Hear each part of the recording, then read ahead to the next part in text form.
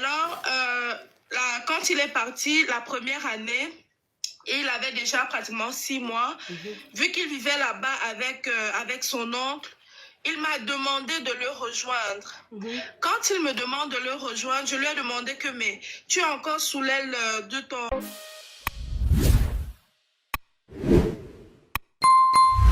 Ma coach, je suis dans une situation que moi, je ne comprends pas et je souhaite vraiment comprendre. Oui. Ma coach, ça fait 2 ans que je suis avec un homme. Moi, je suis au Cameroun et lui, il est en Belgique. C'est un Camerounais comme moi qui est parti en Belgique. On était déjà ensemble. On vivait déjà en couple au Cameroun. Et il a eu l'opportunité de voyager. Il est parti. Moi, je n'ai pas pu. Pourquoi? Parce que j'étais déjà à l'école de formation ici, au Cameroun. J'étais déjà à l'école normale. Alors, quand il est parti la première année, il avait déjà pratiquement 6 mois. Vu qu'il vivait là-bas avec son oncle, il m'a demandé de le rejoindre. Quand il me demande de le rejoindre, je lui ai demandé que, mais tu es encore sous l'aile de ton oncle, tu n'as encore rien, tu ne produis rien. Pourquoi tu me demandes de te rejoindre? Et si ça ne marchait pas avec toi? Et si moi je venais et ça ne marchait pas? Je perds ce que j'ai déjà ici et tous les deux on perd, on recommence à chercher, à trimer. Pourtant, on avait déjà l'opportunité d'avoir quelque chose. Bon, là, il m'a d'abord ghosté. Quand je lui ai répondu comme ça, après la première proposition, il m'a ghosté. Il m'a ghosté pendant pratiquement 3 mois. Il m'a ghosté, ça veut dire quoi? Genre, il m'écrivait pas. Il te boudait quoi? Voilà, il boudait, j'appelais, il ne répond pas, il ne décroche pas. J'écris, il ne me répond pas. Donc, c'était ça. Donc, le gars m'a ghosté pendant pratiquement 3 mois. Il m'a boudé, ma chérie. Il faut laisser ghoster là. Il m'a boudé. Voilà, il m'a boudé pendant 3 mois. Il est venu seul, hein, parce que quand il m'a boudé, le premier mois, j'écrivais, je lui écrivais, je lui déclarais même mon amour, à quel point je l'aime et qu'on sort. J'étais même déjà tentée de vouloir revenir sur ma décision à un moment donné. Et après, j'ai dit que bon, je vaux mieux que ça. S'il a décidé que notre relation doit prendre fin, ça doit se terminer parce que je n'ai pas, j'ai pas dit oui comme tous les jours à sa demande. Je préfère ne plus écrire. S'il veut partir, qu'il parte. Bon, le deuxième mois, moi également, je ne lui écrivais plus. Le troisième mois, je lui écrivais plus, je vivais ma vie, mais j'avais quand même espoir qu'il puisse revenir encore. Et c'est ce qui s'est passé quand il a décidé de revenir. Quand il revient, il s'excuse comme quoi il a juste été mal. Il n'avait pas encore... C'est quoi la question? Voilà, ma question c'est que maintenant, moi, j'ai un boulot, on m'a affecté dans un endroit et il demande que, bon, en fait, il veut m'épouser et il dit que la condition pour qu'il m'épouse, c'est que je laisse tout ce que je fais ici pour le rejoindre. Pour le rejoindre où? En Belgique. Et si je décide de ne pas tout laisser, il ne s'engage pas. Est-ce que à ce moment, vu qu'il a déjà une situation fixe, est-ce que je devrais vraiment laisser tout ce que j'ai pu construire ici et le rejoindre, espérant que ça peut aller, ou alors c'est vrai que ça va me faire mal, ou alors je décide de le laisser partir? Faut le laisser partir. Ah bon, ma coach? Oui, faut le laisser partir. Vous savez, quand vous n'êtes pas fait l'un pour l'autre, faut pas forcer. Moi, c'est ce que je dis toujours. Hein. Je dis, il y a des signes que Dieu nous envoie, mais qu'on ne comprend pas. On ne comprend pas. Dieu, il nous montre beaucoup de signes. C'est-à-dire, quand tu es avec quelqu'un qui n'est pas fait pour toi, Dieu t'envoie beaucoup de signes. Tout ce qui est simple, tout ce qui paraît simple devient compliqué.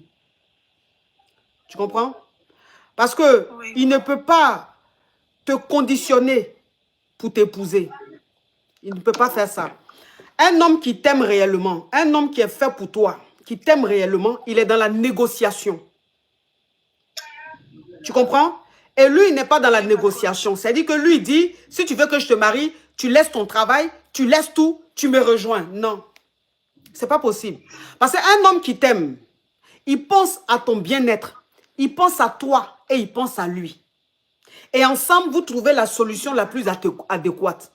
Mais lui, en fait, il est égoïste. Lui, il pense qu'à lui. Toi, ton bien-être, toi, ton avenir, ce dont pourquoi tu as suivi des formations, tu as été à l'école, il s'en fout. Lui, il veut que tu sois avec lui. Tu vois, donc un homme comme ça, c'est pas bon. Il s'impose trop et ça sent pas bon. Faut lui dire. Il sait très bien.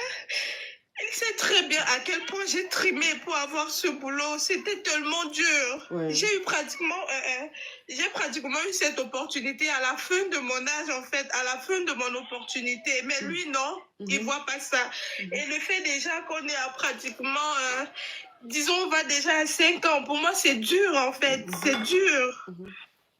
Ma chérie, ça fait mal. Je préfère que tu pleures et que tu gardes ton travail plutôt que tu abandonnes tout et que tu viennes subir en Belgique. Tu sais, j'ai une caviar qui a une histoire similaire. Une femme très brillante, une jeune dame très brillante qui travaillait en banque dans un pays en Afrique. Je vais taire le nom du pays. Et elle a fait la rencontre d'un homme. Elle sortait avec cet homme-là. Et cet homme, il a eu un travail ici en Europe. Elle, franchement, elle était arrivée, mais au haut niveau de sa carrière. C'est-à-dire, à la banque, elle excellait de plus en plus. Et le gars lui a dit, il faut que tu abandonnes tout. Rejoins-moi ici en Europe, on va faire notre vie. Elle ne voulait pas, mais le monsieur lui a mis tellement de pression, elle a dû tout abandonner pour rejoindre le monsieur. Sauf que quand elle rejoint le monsieur, la ville dans laquelle il est, il n'y a pas forcément de travail. Mais lui va travailler. Et elle, en fait, elle se retrouve dans une situation où elle est toujours dans la maison. Elle s'occupe seulement de la maison. Elle est tout le temps dans la maison, alors que cette femme-là, elle a toujours été active. Donc, ça a fait que, naturellement, elle a commencé à se délaisser. Puisque il n'y avait pas cette raison-là qui lui donne envie de s'habiller, elle a commencé à se délaisser petit à petit. Elle a commencé à se laisser aller petit à petit. Et le gars, de plus en plus, a commencé à devenir distant. C'est-à-dire l'homme qui était très motivé, qui voulait tellement qu'elle le rejoigne ici en Europe. Il a commencé à être de plus en plus distant. Et il a commencé à lui faire des reproches du genre, mais tu te laisses trop aller. Mais tu vois comment tu deviens.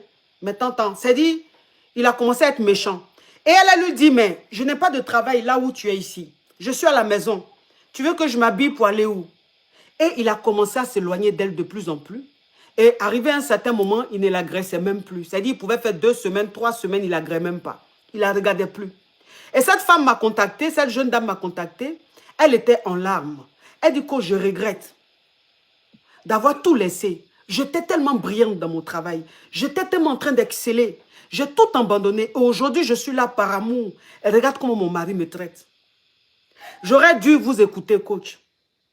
Parce que je vous suis depuis longtemps. Et vous dites toujours de ne jamais abandonner son travail pour un homme. J'aurais dû vous écouter. Je dis c'est trop tard.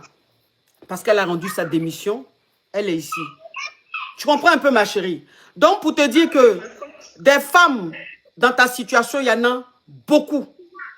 Il y en a qui ont été intelligentes, qui n'ont pas laissé leur travail pour un homme. Et cet homme-là, il s'est adapté. Un homme, il faut lui imposer ton travail. Un homme, il faut lui imposer tes rêves. Un homme, il faut lui imposer ton épanouissement. Parce que le mariage, c'est un épanouissement, mais un épanouissement plus l'épanouissement de toi-même, la femme, c'est-à-dire tes activités, c'est ce qui complète et ça devient un épanouissement complet. Mais on ne peut pas te priver de ton épanouissement personnel et te demander d'être seulement épouse. Jamais. Vu que les hommes, de plus en plus, ne sont pas fiables, excusez-moi, je ne dis pas tous les hommes, mais de plus en plus, on voit ces cas-là. Des hommes qui ne sont pas reconnaissants, ingrats, ça se voit de plus en plus. Donc, ce qui arrive à ta camarade, ça peut t'arriver à toi. Tu n'as rien de plus qu'elle. C'est juste que toi, ton temps n'est pas encore arrivé. Je ne dis pas que celles qui abandonnent tout pour rejoindre leur mari regrettent. Il y en a, Dieu merci, ça marche. Mais quel est le pourcentage? C'est comme ça. Mais celles qui regrettent, elles sont comme ça. Et donc, comme c'est le pourcentage qui nous intéresse, c'est la majorité qui nous intéresse, donc c'est sur ça on tape. Si il te conditionne, si pour te marier, il demande de laisser ton travail pour lequel tu as bataillé, pour lequel tes parents ont payé tes études, il n'a qu'à aller se marier à quelqu'un d'autre. Continue ta vie, le travail que tu vas faire, l'argent que tu vas avoir, tu vas rencontrer des hommes d'un autre niveau qui vont t'aimer. c'est que lui n'est pas fait pour toi. Tu as compris? Faut pas laisser ton travail, hein? Merci, ma coach. Au revoir, ma chérie. Merci. Courage à toi. Merci. Et voilà, nous sommes à la fin de notre vidéo. Laissez vos avis en commentaire. Surtout, abonnez-vous massivement pour ne plus manquer de nos vidéos. À la prochaine.